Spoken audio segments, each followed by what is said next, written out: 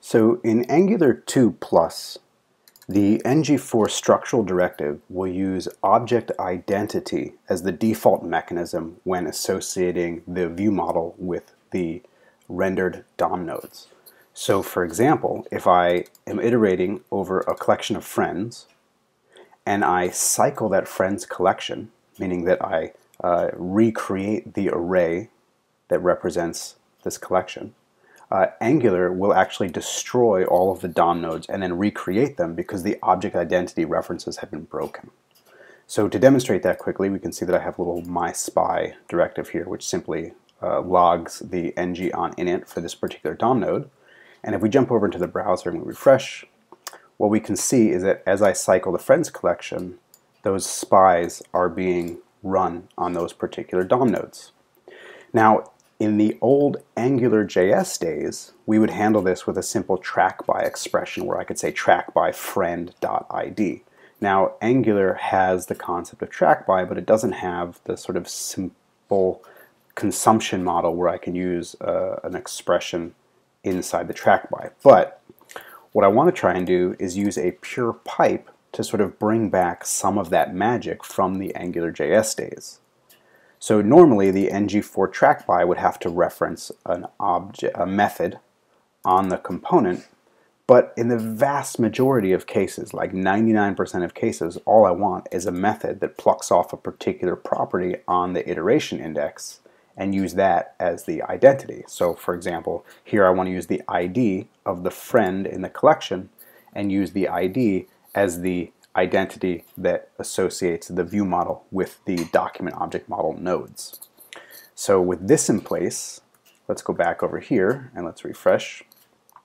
And you'll see this time, as I cycle the friends, you can see that the spy is no longer generating logs. And that's because these DOM nodes are not actually being destroyed and recreated.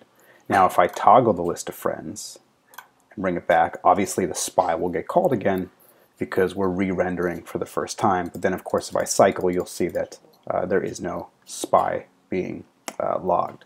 So how does this TrackBy property pipe work?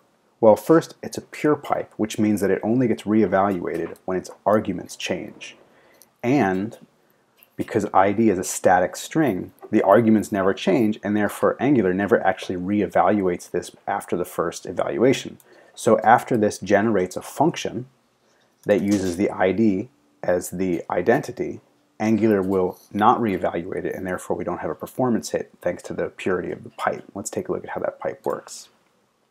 So here's my TrackBy property pipe, and you can see it's taking the property name as the argument to the transform, right? So that's this string right here. ID is being passed in as property name.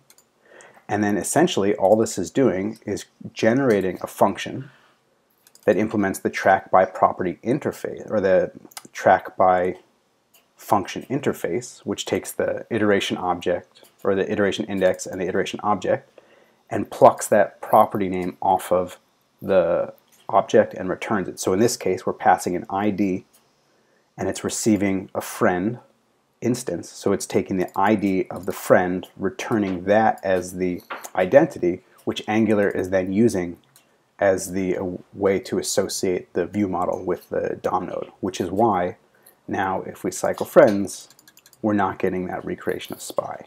So the NgFor TrackBy, the fact that it uses a function reference makes it incredibly flexible because we can do whatever we want inside of this function, right? We could look at a particular property, we could look at a host of properties, we could look at some sort of calculation based on an aggregation of the properties, so on and so forth, which is super awesome. But in the vast majority of cases, I don't need that flexibility.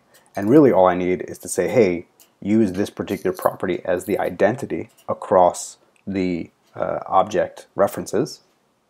And to do that without having to go through the rigmarole of creating a method on my component, I can simply use a pure pipe. And in this case, I'm trying to add a little bit more optimization by actually caching the pure pipe, the generated functions outside of the pure pipe itself.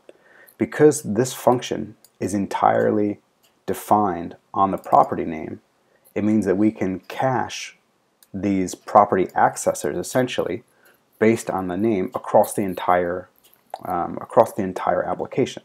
Because whether I have a friend that uses ID, or a project that uses ID, or a contact that uses ID, or a message that uses ID, the fact that those target objects change doesn't matter, because as long as the property name remains consistent, it will pull the property off anything that's passed into it, right? So we can easily cache those across the entire application. So on top of the fact that this is already a pure pipe, which means that it only gets evaluated the first time it gets called during the initial rendering, we then get the additional value of being able to cache these across the entire application, so we don't need to constantly be redeclaring functions. Probably doesn't matter from a performance standpoint, but you know, just a little tweak for something that might get used a lot. So anyway, just trying to bring some of the ease of consumption from the AngularJS days back into the Angular 7 world with a slightly odd syntax, but I think it's a little bit nicer than having to declare a method on every component that wants to use a TrackBy.